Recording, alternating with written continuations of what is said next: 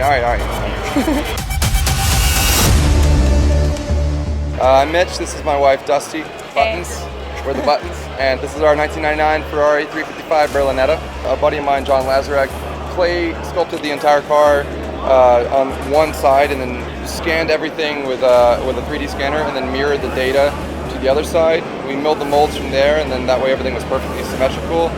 The wheels, everything was kind of inspired by the Japanese car scene. It's a heavy culture that I think has always been influential to our life, and just really love the way that these people build their cars, and they just don't care about what things should be, and they do what they want to do, which is something I think we lack over here at times. Mitch has always had a vision that he wants it to be different than everyone else, and whether you love or hate him, I think most people respect him, and most people enjoy seeing the process, regardless of whether they agree with the process or not. It's definitely challenging the industry, and that makes me really proud to be a part of something like that. Rotiform has built a great company, and the people involved with the company are still building and showing here at this same show with me today. And I think that that's extremely important, because oftentimes a lot of companies can become too big for doing the things that inspired them to start their company to begin with. And Rotiform's not one of them. They've always believed in our vision. They've always made sure to curate that and help us bring everything to life, and there's just no other company I would rather work with.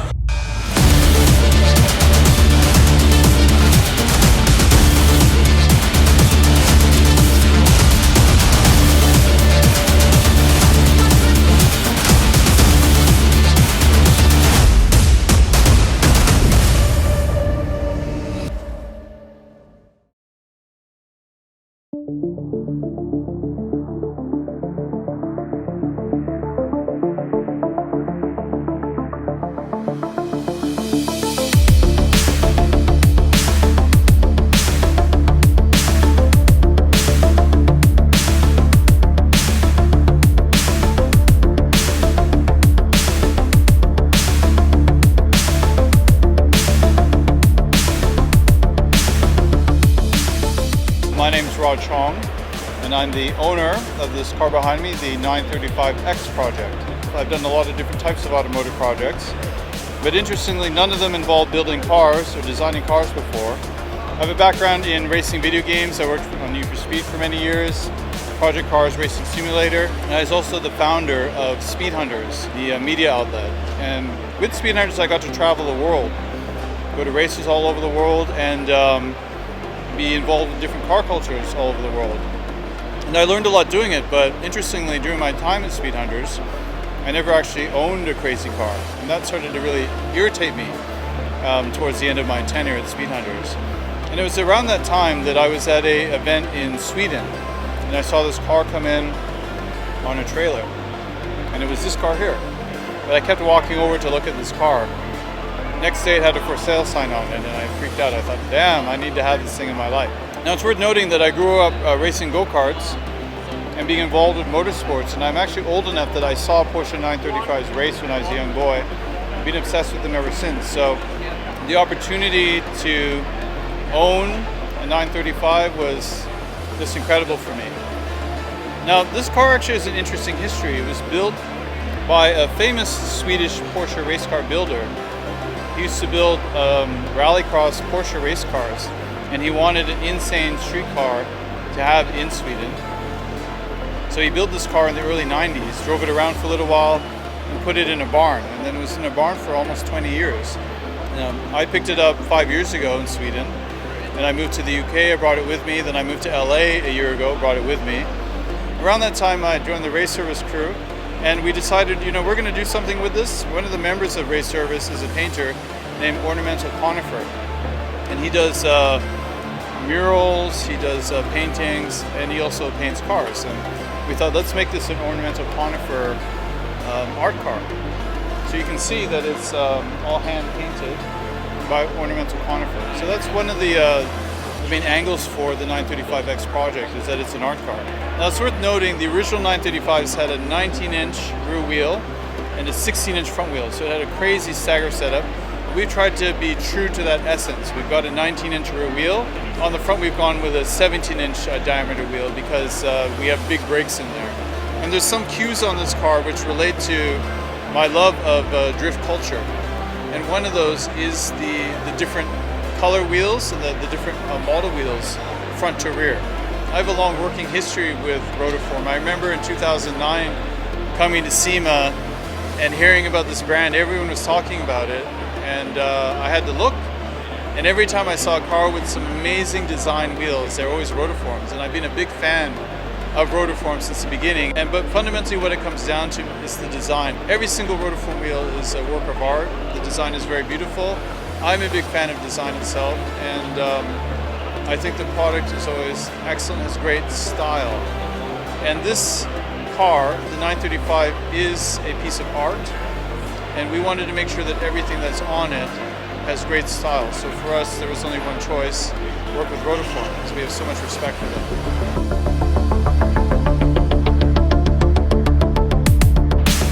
So we are not only showing the real-life 935, we're also showing a virtual 935. And we were inspired by the music and graphics that existed around the time that these cars are racing. In this case, the film Tron, and the music of Kraftwerk and Gary Newman. And we created this retro wave style experience so they can walk around the car and see it driving through this crazy retro wave universe. Also, one other thing you'll see here is that we've created these buildings out of ornamental conifers artwork. So they're driving through a world built out of the artwork that's painted onto the cars as well. It's pretty cool.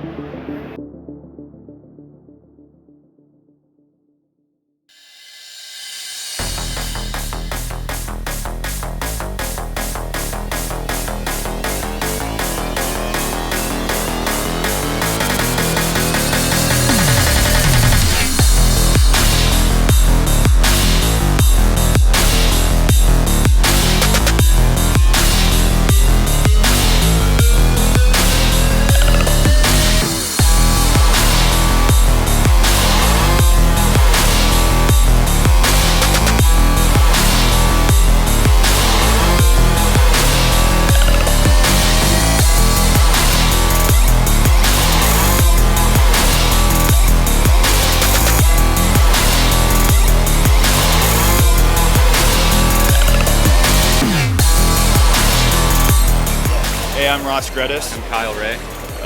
We are the owner builders of the Rebellion Forge Racing E30 you see behind us. My background is welding and fabrication, but I really didn't have the skill set to finish the car the way that I saw it in my head.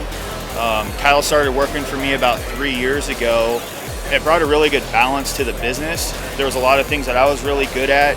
There was a lot of things that he was really good at. And so when we were working on projects, we were really kind of able to bring everything to the finished form. When LTO dropped their kit at Sema last year, I hit up Eric and Kaiza because that's how I saw the car finished in my head.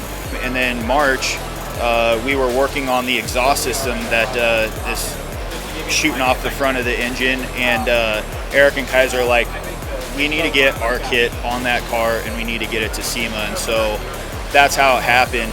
I'll just let Kyle talk about some of the stuff that he did that I just didn't have the skill set to do, and what we ended up doing to the car, and why he has such a prolific part in getting the car to Sema, where we were at June 1st. My background sort of is auto collision and bodywork and paint, and then I started picking up some of the fab stuff when I started working with Ross, and learning how to TIG weld and do all the tube work and stuff. So back in June of this year, we really started cracking down on getting the car ready for Sema. So we stripped everything apart, the whole car, down to the bare chassis, and we took it out and sandblasted it. And from there we started doing all the sheet metal work, and moved the firewall back 8 inches to make room for the engine, and hand made the tunnel for the CD09 transmission to fit. Tore out the full cage that was in there and just went with a simple roll bar design, so it's more street car friendly but still safe for the track.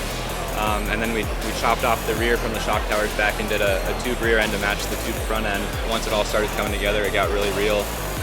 with the scheduling and meeting deadlines and making sure that we could get it out to Sema on time and have a product that we wanted to be proud of to display and to showcase our abilities. So the motor and trans, it's a 6-liter aluminum block LS with a CD009 out of a 350Z 6-speed.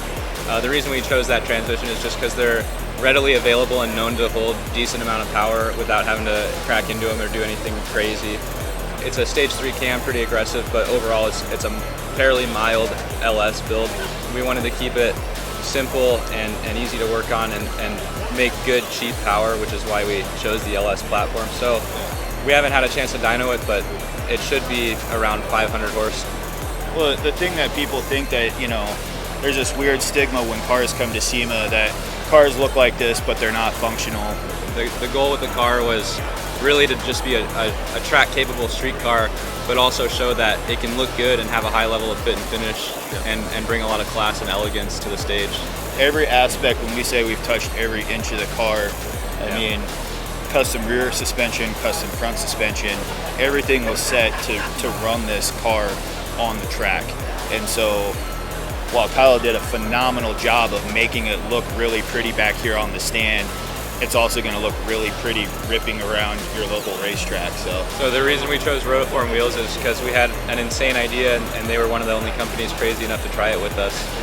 Something special that we did is designed and machined our own center lock adapters that bolt onto the 5-lug pattern of the BMW.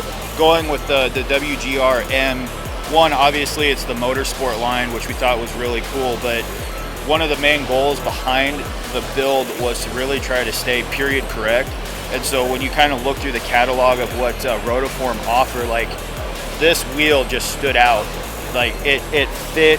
It's comprised of a bunch of different designs that were really prominent, like in the late 80s, early 90s, and especially kind of with the boxy lines of the car. Like it just worked with the lines of the center lock nuts and everything like that. And so we're beyond stoked with how the car finishes, and it has so much to do with the design of the wheel that's actually on the car.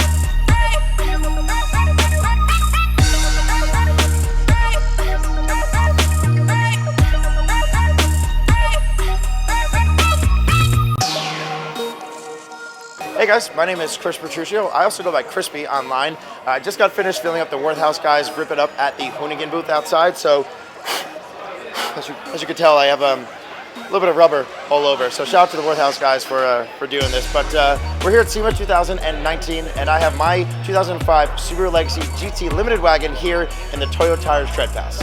And it used to start out last year as a wrap and wheels and bags. We thought that wasn't going to be enough to be able to bring it out to SEMA. So we went this year and we collaborated with a ton of different cool companies, one being Area 1320, who built the motor, another being Serious Innovations, who did the entire air ride setup, DID, or Dream Interior Design, that did the full Alcantara interior, as well as a ton of other companies like Circuit Demon that did the headlights, and awesome sponsors, and a ton of other people along the way that helped make it possible. One of the coolest aspects about the build is that it's a insanely built motor from IAG, their stage 4 heads with their IAG Magnum block that we're aiming to push about 600 to 700 horsepower out of, which is going to be insane. One of the cool factors about the car is we have a Garrett GTX 3576R turbo sticking right out the front of the grille of the car. You can see prominently right out front when you look up. It's got a fully custom interior that's mixed with leather, Alcantara, as well as purple forged carbon fiber to match our accent colors. And the air tank setup is from AccuAir. It has their CVT tank and 2 of their Endo 3-gallon tanks as well, all by Serious Innovations, paired with a 5.5 liter surge tank from Deechworks and a Optima Yellow Top D35 battery. So I chose Rotiform as a company to have the wheels that represented my legacy wagon here at Sema because I always enjoyed seeing what they put out. I also really always enjoyed their videography work that they put out, and that kind of inspired me to want to be able to film my car with their wheels on it, which is really cool. So they went ahead and made a wheel just for the car this year, the LVS-M that debuted at Sema on my legacy wagon, which first of all is mind-blowing. They're full polish, they're 18 by 9.5 with a plus 15 offset, because I know everyone's gonna ask, bro, what are your specs?